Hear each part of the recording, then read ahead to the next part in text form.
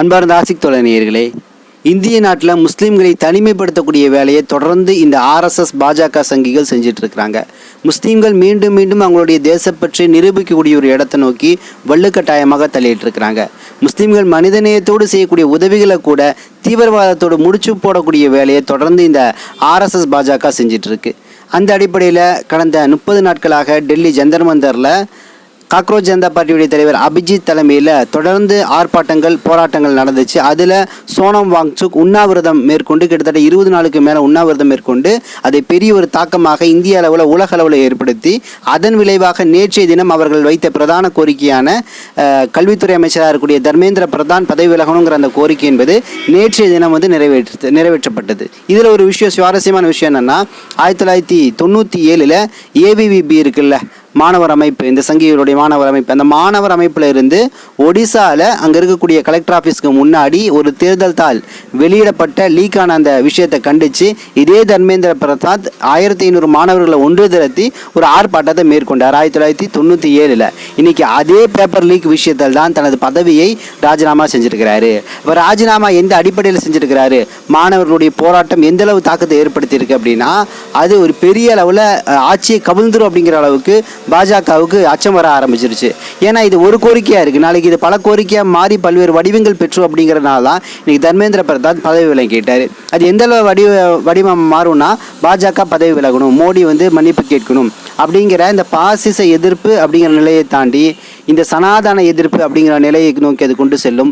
பாஜக ஆட்சியிலிருந்து இறங்கணும் அப்படிங்கிற நிலையை நோக்கி கொண்டு செல்லும். பாஜக கொண்டு வந்திருக்கக்கூடிய நாட்டுக்கு கேடான அச்சுறுத்தக்கூடிய திட்டங்களுக்கு எதிரான விஷயமாகவும் இந்த காக்ரோச் ஜனதா பார்ட்டி அடுத்தடுத்த வடிவத்தை வீரியமாக பெற்றோம் அப்படிங்கிறனாலேயே இந்த போராட்டத்தை முடிவு கொண்டுன்னு சொல்லிட்டு தர்மேந்திர பிரதான் பதவி விலகிட்டார். ஆனால் அவர் சொன்ன ரீசன் என்ன, இந்த தீவிரவாதிகள் முன்னெடுக்கிறாங்க, தேச பிரிவினைவாதிகள் முன்னெடுக்கிறாங்கன்னு சொல்லிட்டு நேரடியாகவே முஸ்லீம்களை சாடக்கூடிய ஒரு வேலையை, முஸ்லீம்களை குற்றவாளியாக்கக்கூடிய ஒரு வேலையை தொடர்ந்து அவர் என்ன பண்ணாரு, அது ஒரு காரணமாக காட்டிட்டு நான் மாணவருக்கு மதிப்பளிக்கிறேன்னு சொல்லிட்டு தான் இன்னைக்கு பதவியிலிருந்து விலகி போயிருக்கிறாரு.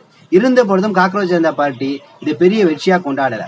இது ஒரு படிக்கல், ஒரு மைல்கல்லாக தான் அது பார்க்குது. ஆனால் இதற்கடுத்து பல்வேறு டிமாண்ட் தன் கைவசம் வச்சிருக்கு. கிட்டத்தட்ட 5 திட்டங்கள் வச்சிருக்கு. முதல் விஷயம், கல்வியில சீர்திருத்தம் கொண்டு வரணும், வேலைவாய்ப்பு தகவல்கள் வெளியிடணும், அதே போல பத்திரிகை சுதந்திரம் வேணும், நீதித்துறை கண்காணிக்கப்பட வேண்டும், அதே போல அரசு நிதிகள் வெளிப்படையாக இருக்கணும் அப்படிங்கிற விஷயத்தோடு சேர்த்து இந்த நீட் முறைத்தாள் மோசடி இருக்குல்ல, இது அடுத்த கட்டமாக தமிழ்நாடு 2017 வலியுறுத்தி கொண்டிருக்கக்கூடிய பேன் நீட்டே தடை செய்யணும் அப்படிங்கிற நிலையை நோக்கி கூட காக்ரோச் ஜனதா பார்ட்டி தனது அஜெண்டால வச்சிருக்கு.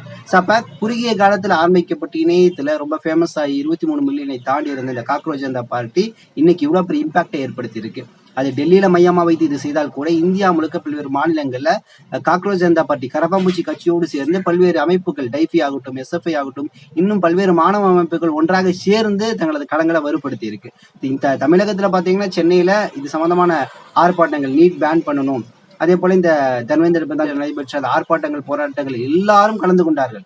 எல்லா அமைப்பை சார்ந்தவங்க, எல்லா கட்சியை சார்ந்தவர்களும், மாணவ அமைப்புன்னு சொல்லிட்டு எல்லாரும் கலந்து கொண்டு ஒருமித்த அந்த குரலை எழுப்பினாங்க. அப்ப இன்னைக்கு அடுத்த நகர்வாக இந்த காக்ரோச் ஜனதா பார்ட்டி இனி இந்த நீட்டை பேன் பண்ணணுங்கிற இடத்தை நோக்கி கொண்டு போகணும் அப்படிங்கிறது தமிழ்நாட்டுடைய ஒரு வேண்டுகோளாக இன்னைக்கு காணப்பட்டு இருக்கு. இந்த சூழல்ல தான் இன்னைக்கு ஒரு செய்தியை உத்தரப்பிரதேசத்துல இருந்து காவல்துறை வெளியிட்டு இருக்கு. என்னன்னா, இந்த ஆர்ப்பாட்டங்கள் போராட்டங்கள் போயிட்டு இருந்துச்சு இல்ல, அதுல நான் முன்ன சொன்ன விஷயத்துக்குள்ளதான் இந்த சங் பரிவார கும்பல்கள் இன்னைக்கு வந்துட்டு இருக்கிறாங்க. இந்த ஆர்ப்பாட்டம் போராட்டத்துல 20 நாள்ல முஸ்லீம்கள் என்னென்ன வேலை செஞ்சிருக்கா, என்னென்ன பணிகள் அவர்கள் மூலம் நிகழ்த்தப்பட்டிருக்கு அப்படின்னு சொல்லக்கூடிய ஒரு பெரிய தரவை இன்னைக்கு இந்த சங் பரிவார கும்பல்கள் எடுத்துட்டு இருக்கு. அதுல குறிப்பாக இன்னைக்கு கிட்டத்தட்ட உலகம் முழுக்க தெரியப்பட்ட ஒரு நபராக இருந்தவர் தான் முகமது ஜுபேர் என்று சொல்லக்கூடிய நபர். இவர் உத்தரப்பிரதேசத்தை சார்ந்தவர், ஒரு தன்னார்வலர்.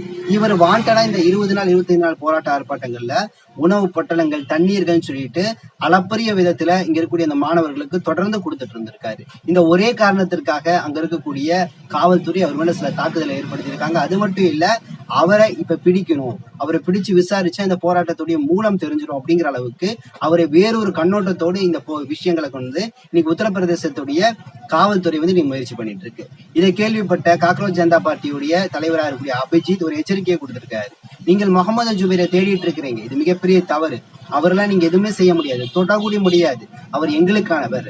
உங்களுடைய வேலையை பாருங்க, தேவையில்லாம நேரத்தை வீணடிக்காதீங்க, நீதித்துறை இதை நீங்கள் கண்காணிக்க வேண்டும் சொல்லிட்டு இங்க அபிஜித் அந்த முஸ்லீம் சகோதரர் முகமது ஜுபேருக்கு ஆதரவாக பேசிட்டு இருக்காங்க. அது மட்டும் கிடையாது, உத்தரப்பிரதேசத்துல அவருடைய வீடு இன்னைக்கு வந்து கிட்டத்தட்ட சுத்து போடப்பட்டிருக்கு, சுத்துமே கண்காணிக்கப்பட்டிருக்கு. அது மட்டும் இல்ல, அவருடைய ரேஷன் கார்டு, ஆதார் கார்டு போன்ற விஷயங்கள் வந்து இன்னைக்கு பறிமுதல் செய்யப்பட்டு இருக்கு.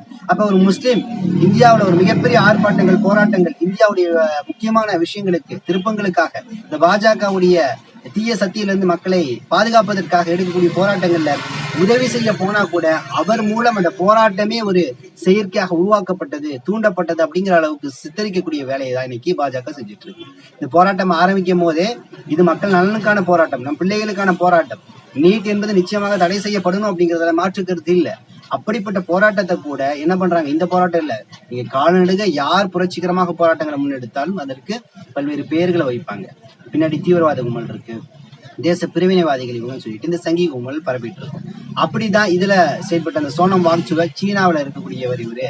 அதே போல அமெரிக்காவுடைய கைக்கூலியா இருந்தவர் தான் இந்த அபிஜித்.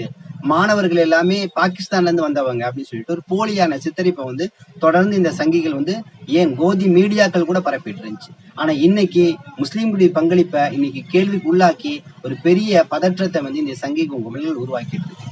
ஆனா முஸ்லீம்கள் எப்படிப்பட்டவர்கள் அடிப்படையில் அதை நம்ம தெரிஞ்சுக்கணும். முஸ்லீம்கள் வந்து இங்கேன்னு மட்டும் இல்ல, இந்தியா முழுக்க, உலகம் முழுக்க உதவக்கூடியவர்களாக இருக்கிறாங்க. குறிப்பாக 3 துறையை கையில் எடுத்து அவர்கள் அளப்பரிய விதத்துல முஸ்லீம் அல்லாத தொப்புள் குடி உறவர்களுக்கும் மனித நேயத்தோடு செஞ்சுட்டு இருக்காங்க. கல்வி, மருத்துவம் மற்றும் முக்கியமாக அவர்களுக்கு உணவு, இந்த 3ஐயும் திறம்பட அவங்க செஞ்சுட்டு இருக்காங்க. ஏன் தமிழகத்துல தமிழ்நாடு தௌஹீத் ஜமாத் TNTJ அவங்க எல்லாம் வந்து பெரிய பணிகள் தொடர்ந்து செஞ்சுட்டு இருக்காங்க. அவங்க மட்டும் இல்ல, பல்வேறு இஸ்லாமிய அமைப்புகளும் செஞ்சுட்டு இருக்கிறாங்க. அப்ப அந்த அடிப்படையில தான் இவங்க என்ன பண்றாங்க, ஒவ்வொரு இடத்திலும் மெரினாவுடைய புரட்சி, ஜல்லிக்கட்டு புரட்சியில பார்த்துருப்பீங்க, முஸ்லீம்கள் வாட்டர் பாட்டில் எடுத்து எல்லாத்துக்கும் கொடுத்துட்டு இருந்தாங்க.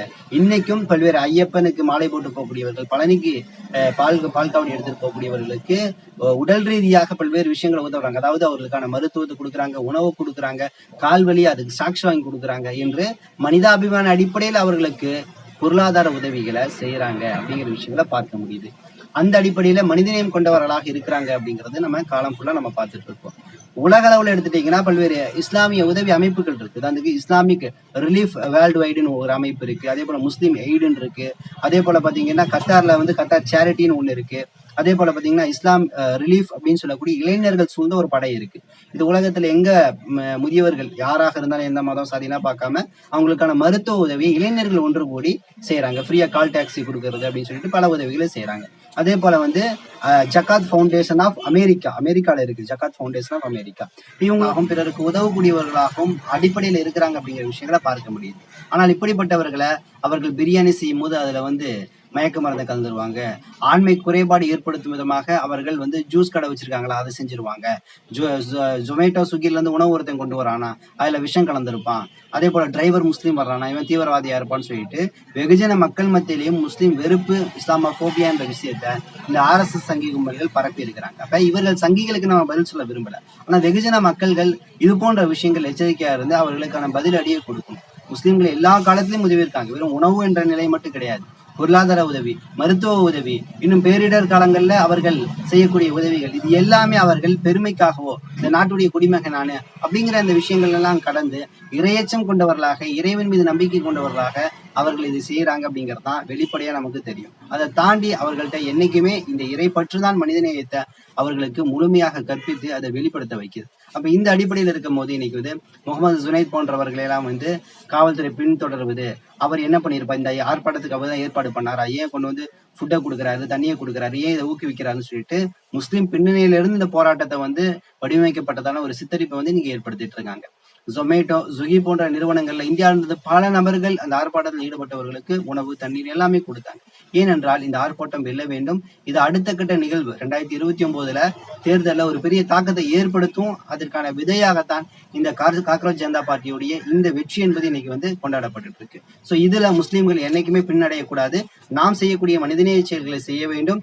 இந்தியாவுடைய ஒட்டுமொத்த பிரச்சனை, தமிழகத்துடைய பிரச்சனை என்று எந்த பிரச்சனை வந்தாலும் சரி, பொதுவான பிரச்சனைகள்ல முன்பு போல் இல்லாமல் இன்னைக்கு முஸ்லீம்கள் ஆரோக்கியமாக தன்னிலட்சியாக போய் கலந்துக்கிறாங்க, போராடுறாங்க.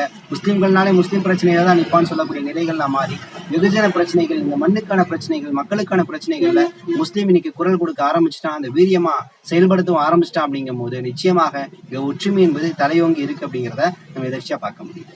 அடுத்த செய்தி இன்னைக்கு என்னன்னு கேட்டீங்கன்னா, ஒரு பெரிய அதிர்ச்சியான செய்தி.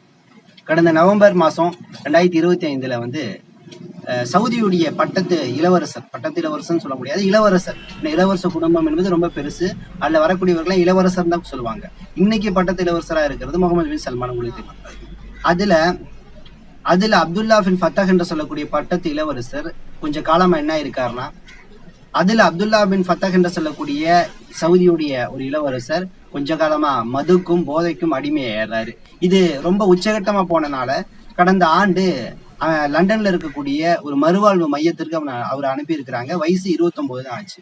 அந்த மறுவாழ்வு மையத்துல அவர் சரியான சிகிச்சை எடுத்துட்டு இருக்கும் போது அங்க இருக்கக்கூடிய ஒரு ஹோட்டல்ல 2வது தளத்துல தங்கி இருக்கிறாரு. தங்கி கொண்டிருக்கும் போது அந்த மறுவாழ்வு மையத்துல கொடுக்கக்கூடிய மருந்துகள் எல்லாமே அவர் பயன்படுத்திட்டு தான் இருந்திருக்கிறாரு. அதற்கு முன்பும் பல்வேறு மருந்துகளை பயன்படுத்திட்டு இருக்கிறாரு. இப்படி பயன்படுத்தக்கூடிய சமயத்துல ஒரு சில மருந்துகளை அவர் என்ன பண்றாருன்னா ட்ரக்கா பயன்படுத்த ஆரம்பிச்சிருக்காரு. அதுல குறிப்பாக GHP என்று சொல்லக்கூடிய மருந்து. இது வந்து மத்திய நரம்பு மண்டலம், மூளையுடைய நரம்பு மண்டலத்துக்கு கொடுக்கக்கூடிய மருந்து. இந்த மருந்தை நீங்க அளவுக்கு அதிகமா நீங்க எடுத்துக்கிட்டீங்கன்னா அது கிட்டத்தட்ட போதைப் பொருளாவே மாறிடும் அப்படிங்கிற நிலை இருக்கு. அப்ப இந்த மருந்தை இவர் தவறான விதத்துல பயன்படுத்தி இருக்கிறாரு. அது கூட சேர்த்து இவர் என்ன பண்ணிருக்காரு, மதுவையும் அதிகமா உட்கொண்டிருக்கிறாரு. இப்படி இரண்டையும் சேர்த்து அவர் பயன்படுத்தினதுனால உடனடியாக மாரடைப்பு ஏற்பட்டு கடந்த நவம்பர் மாசம் கிட்டத்தட்ட அவர் இறந்திருக்கிறாரு. இறந்து அந்த குளியர் அறைன்னு நினைக்கிறேன், அங்க இறந்து கலந்திருக்கிறாரு. அவருடைய உடல் என்பது எடுக்கப்பட்டு பின்பு வந்து அது அடக்கம் செய்யப்பட்டது. அப்ப ஒரு இளவரசர் இந்த அளவு மதுவுக்கும் இந்த அளவு போதைக்கும் அடிமை ஆயிட்டாருன்னா அந்த அளவு அவருக்கு அந்த சூழல் அமைந்ததுக்கான காரணம் என்ன அப்படிங்கிற ஒரு விசாரணை நடந்துட்டு இருந்துச்சு. இது கொலையா தற்கொலையா அப்படிங்கிற அளவுக்கான விசாரணைகள் போயிட்டு இருந்துச்சு. இப்ப இறுதியாக அவர் வந்து அந்த போதைப் பொருள் எடுத்தனாலதான் இந்த நிலை உருவாயிருக்கு அப்படின்னு சொல்லக்கூடிய ஒரு வருத்தமான செய்தி. இதுல நாம தெரிந்து கொள்ளக்கூடிய விஷயம் என்னன்னு கேட்டீங்கன்னா, இன்னைக்கு நம்ம பெரும்பாலும் நம்ம வீட்டுல இருக்கக்கூடிய முதியவர்கள், ஆண் பெண் குழந்தைகள் எல்லாத்துக்கும் நம்ம என்ன பண்றோம், ஏதாவது ஒரு பிரச்சனைனா கை வைத்தியம் பாக்குறதுல உடனடியாக மருத்துவமனைக்கு தான் நம்ம போறோம். அப்ப ஆரம்பத்துல ஒரு விஷயத்தையும் நம்ம புரிஞ்சுக்கணும், நம் உடலுக்கு ஆரோக்கியமான உணவுகளையும் நல்ல கனிகளையும் காய்கறிகளையும் ஆரோக்கியமாக நாம் கொடுக்கும் பட்சத்துல நாம் மருத்துவமனைக்கு போகக்கூடிய தேவையே இல்லை. அதை மீறி சில நோய்கள் வருதா, கை வைத்தியத்தை நாம் முடிந்த அளவு பயன்படுத்தலாம். இதெல்லாம் தாண்டி முடியாத பட்சத்துல ஒரு ட்ரீட்மெண்ட்டுக்காக போகலாம். ஆனா இன்னைக்கு தொட்டதுக்கெல்லாம் ஹாஸ்பிட்டல் போகக்கூடிய பழக்கம். சின்ன சளி அதுக்கு ஹாஸ்பிட்டல், சின்ன இருமல் அதுக்கு ஹாஸ்பிட்டல். ஏன்பா போற, ஐயோ இது ஒண்ணு பெரிய பிரச்சனை ஆயிடுச்சுன்னா என்ன அப்படின்னு சொல்லக்கூடிய அந்த பயன்படுத்தக்கூடிய ஒரு சூழல், எதுக்கெடுத்தாலும் மருத்துவமனைக்கு போகக்கூடிய சூழல் வந்து இன்னைக்கு உருவானனாலதான் என்ன ஆயிட்டு இருக்கோம், மருத்துவமனைக்கு நம்ம போயிட்டே இருக்கோம், சம்பாரிச்சிட்டே இருக்கிறான். ஒரு நோய் 10 நோயா நமக்கு மாறிட்டு தான் இருக்கு தவிர நமக்கு நோய் தீர்ந்தபாடு கிடையாது. அப்ப அடிப்படையில நாம் நல்ல உணவுகளை எடுத்தால் இந்த மருத்துவ தொழிலை நம்ம என்ன பண்ணலாம், ஒழிக்கலாம். இந்த அந்த தொழிலாதானே இன்னைக்கு இருக்கு. அதுல என்ன இங்க விஷயம்னு கேட்டீங்கன்னா, மருந்தகங்கள் இருக்குல்ல, சில மருந்தகங்கள் நான் மெடிக்கல்ல கொஞ்ச காலம் வேலை பண்ணேன், ரெப்பா கூட இருந்தேன், மெடிக்கல் ரெப்பா இருந்தேன். ஆனா நான் தெரிஞ்ச கொண்ட ஒரு விஷயம் என்னன்னு கேட்டீங்கன்னா, சில மருந்துகள் வந்து மெடிக்கல்ல சீட் இல்லாம கொடுக்குறாங்க. இப்ப இல்ல, சில ஆண்டுகளுக்கு முன்பு நான் கண் கூட பார்த்திருக்கேன். அந்த மருந்துகள் எப்படின்னா, இப்ப உதாரணத்துக்கு திருவதற்காக தானே சாப்பிடுறோம். ஆனா சில நபர்கள் மருந்து சீட்டு இல்லாம இருமல் மருந்து என்று சொல்லக்கூடிய அந்த மருந்தின் பெயர்ல 1, 2 கிடையாது 10, 20 பாட்டில் வாங்கிட்டு போவாங்க. எனக்கு பெரிய ஆச்சரியமா இருந்துச்சு, ஏன் இதை வாங்கிட்டு போறாங்கன்னு சொல்லிட்டு. அப்பதான் தெரிஞ்சு இந்த இருமல் மருந்தை அவர்கள் போதைப் பொருளாக பயன்படுத்துறாங்கன்னு சொல்லிட்டு. ரெக்ஸ்காஃப், கோரெக்ஸ் போன்ற மருந்துகள் நான் மெடிக்கல்ல இருக்கும்போது நான் பார்த்திருக்கேன். அப்ப அந்த மருந்துகள் ஏன் பர்டிகுலரா அதிகமா வாங்குறாங்க, ஏன் இரும்பல்லாம் ஒரு பாட்டில் வாங்கினா முடிஞ்சு போச்சு, ஏன் 10 பாட்டில் 5 பாட்டில் வாங்குறாங்க போதுதான் பின்னணியில இந்த விஷயம் இருக்குங்கிற விஷயம் எனக்கு தெரிஞ்சு. அப்ப இருமல் மருந்துகளை தவறான விதத்துல போதைக்காக பயன்படுத்துறாங்க. குறிப்பாக வலி நிவாரணிகளை தான் இது போன்ற போதைப் பொருளுக்கு பயன்படுத்துறாங்க. குறிப்பாக பொருளாக இருக்கக்கூடிய ட்ரமட்டால் ஆகட்டும், ஆக்சிகோடான் ஆகட்டும், அல்ஃப்ராசோலம் ஆகட்டும், டயோசப்பம் என்று சொல்லக்கூடிய அந்த மூலக்கூறு ஆகட்டும், இது எல்லாமே நான் சொன்ன மாதிரி அதிகமாக பயன்படுத்தினா அது வந்து போதைப் பொருளாகத்தான் இன்னைக்கு வந்து பார்க்க வருது. ஸோ இனிமேல் மருந்தகங்களாகட்டும் தெளிவான முறையில மருந்து சீட்டு இல்லாம அவங்க என்ன பண்ணக்கூடாது, மருந்து கொடுக்க கூடாது. அந்த மருந்து சீட்டுல எவ்வளவு எழுதி இருக்கோ அதை மட்டும்தான் கொடுக்கணும். மீண்டும் ஒரு அந்த விஷயம் தேவைப்படுது, அந்த மருந்து தேவைப்படுதுன்னா கூட மருத்துவர் எழுதி அது கொடுக்கக்கூடிய பட்சத்தில் மட்டும்தான் அந்த குவான்டிட்டி என்னவோ அந்த குவான்டிட்டி அளவுல தான் கொடுக்கணும், தவிர அதிகமாக வியாபாரத்துக்காக கொடுக்க கூடாது அப்படிங்கிறதுல தெளிவா வச்சுக்கணும். ஏன்னா நம்ம மருந்துக்கு கொடுக்குறோம், அவன் அதிகமா அதை வாங்குறான். ஆனா அது அவனுக்கு நோய் நிவாரணியாக இருக்கிறதுல மேலும் அவனை ஒரு போதை உட்கொள்ளக்கூடியவனாக மாத்திட்டு இருக்கு. ஸோ அந்த அடிப்படையில் தான் இந்த குறிப்பாக மருந்தை தவறான விதத்துல பயன்படுத்துறதுனால்தான் அவருடைய இறப்பு இருந்திருக்கு அப்படிங்கிற விஷயத்த நம்ம பார்க்க முடியுது. ஸோ இதுல சற்று நம்ம எச்சரிக்கையாக இருக்க வேண்டும். இன்னும் சில தகவல்களை திரட்டி கொண்டு இன்ஷா அல்லாஹ் விரைவில் வந்து உங்களை சந்திக்கின்றேன். நன்றி. அஸ்ஸலாமு அலைக்கும் வரஹ்மத்துல்லாஹி.